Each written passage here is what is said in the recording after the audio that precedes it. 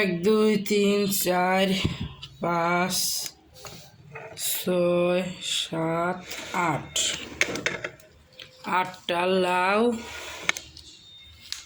লাউয়ের শাক এক বোঝা,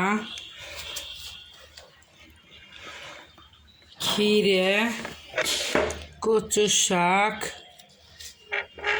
কচু।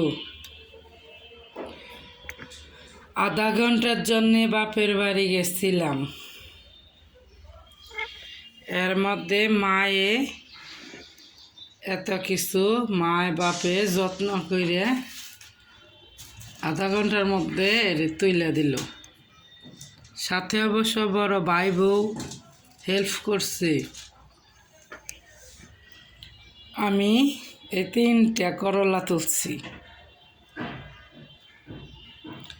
তারপরেও মায়ে বলতেছে কুমলি শাক আসছিল মনে নাই,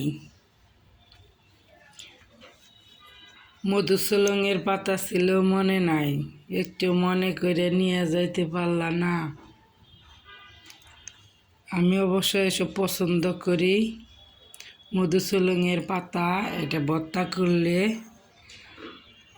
একটু চুটকি চুটকি লাগে, এটা দিয়ে ভাত খাইতে ভালো লাগে, মুখে রুচি হয়। ওইটা আমার প্রিয় ভর্তা, কিন্তু ওইটা আনতে পারি নাই। মা মোবাইল করে সকাল সকাল এই কথাটাই বলতেছে। মা বেঁচে আছে বলেই এত কিছু দিতে পারলো আধা ঘন্টার মধ্যে।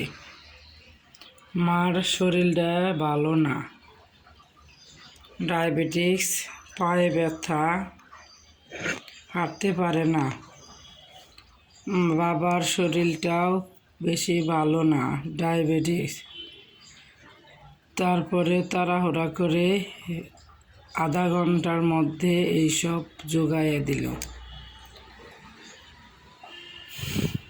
আপনারা সবাই দোয়া করবেন আমার মা বাবার জন্য, তারা যেন সুস্থ থাকে।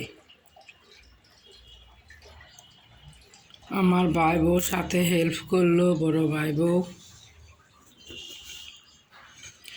করে এইসব তাড়াতাড়ি করে উঠিয়ে দিল।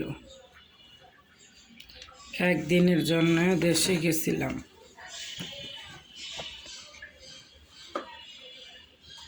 শ্বশুর বাড়িতে চাচতো ভাসুর মারা গেছিল, সেইখান থেকে আধা ঘন্টার জন্যে বাপের বাড়ি গেছিলাম। তার মধ্যে এত কিছু।